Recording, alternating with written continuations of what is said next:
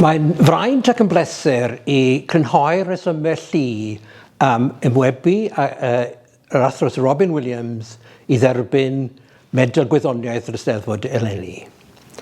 Yn gyntaf, hoffwn nodi ei fod yn gwyddonydd o fri rhwngwladol. Gafodd ei ethol yn gymrawd yr Gymdeithas Frenhinol dros 30 mlynedd yn ôl. Ar yr arwyneb, a mae hynny yn pun, ar yr arwyneb mae waith ymchwil braidd yn astrus. Mae ei ddiddordeb mewn arwynebau semiconductor.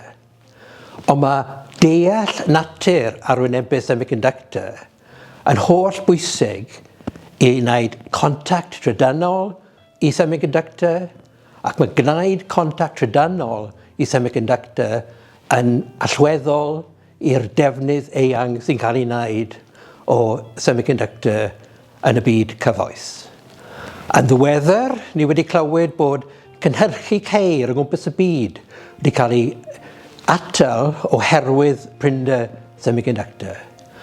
Diolch I gwaith Robin mae semiconductor mewn ceir.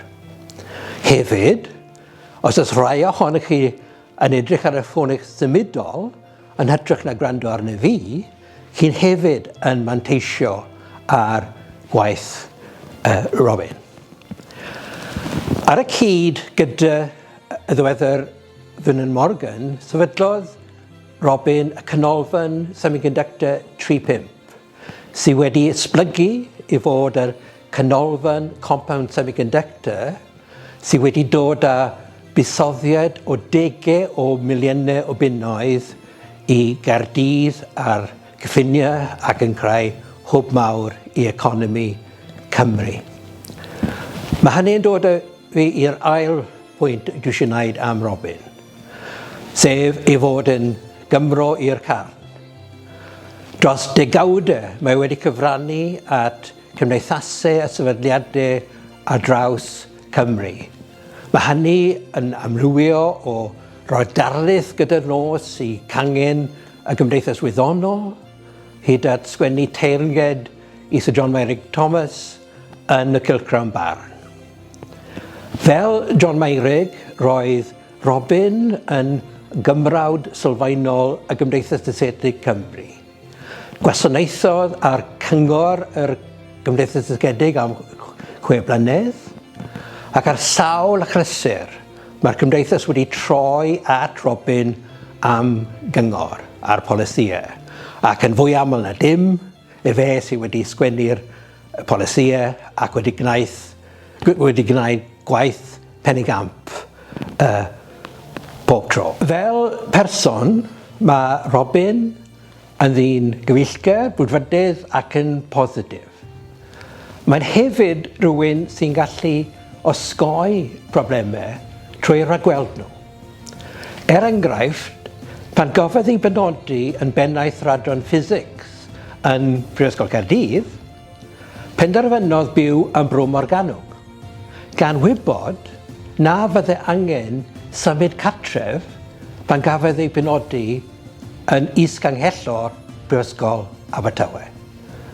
Ar sail, be dwi wedi dweud hyd yma, ddylai fod yn hysbys fod Robin yn dyn gweithredol sy'n cyflawni tasgiau. Ac un tasg mawr mae wedi cyflawni yn ddiweddar bydd bwrdyn sgwrs Iestyn Pierce. Mae'n bleser I minau hefyd ddweud gair o blaid yr Athro Robin Williams, Athro Sir Robin Williams. Fel mae Alan wedi sôn yn barod, mae'n bwysig iawn I ni fod yn cofio yr fath impact mae wedi gael ar ddysgu prifysgol drwy gyfrwng Cymraeg. Drwy fod yn sgwennu'r adroddiad enwog yn ôl yn 2008, sefydlwyd y Coleg Cymraeg Cenedlaethol. Allan o chwys lafar yr Athro Robin Williams, mae wedi gwneud gwahaniaeth mawr yn y byd addysg uwch ar draws Cymru. Fedrai sôn, mae aelodau o staff sy'n cydweithio gyda fi yn y Brifysgol ym Mangor sydd yn gwneud I swydd yna ddysgu degau o fyfyrwyr drwy gyfrwng y Gymraeg mewn meysydd peirianneg a chyfrifiadureg a bob math o feysydd eraill wrth gwrs hefyd yn y Brifysgol ar draws Cymru oherwydd y gwaith wnaeth yr athro Sir Robin Williams yn ôl yn 2008. Mae wedi gwedd newid addysg uwch cyfrwng Cymraeg yn llwyr drwy fod wedi sefydlu hynny. Cyn y Coleg Cymraeg Cenedlaethol oedd ne ddysgu cyfrwng Cymraeg yn digwydd, ond oedd 'na chwyldro pan sefydlwyd y Coleg Cymraeg, ac yn benodol, eto allan o syniadau, ddoeth allan o Robin yn benodol, mae pethau fel y cynllun staffio academaidd wedi newid yn llwyr siâp yr adrannau yn y brifysgolion yma i wneud yn siŵr bod dysgu cyfrwng Cymraeg yn digwydd fel busnes blaenorol i'r prifysgolion. Felly dwi'n falch iawn o fedru deud pwt bach o blaid yr athro Sir Robin Williams sy'n llawn haeddu y gymrydoriaeth.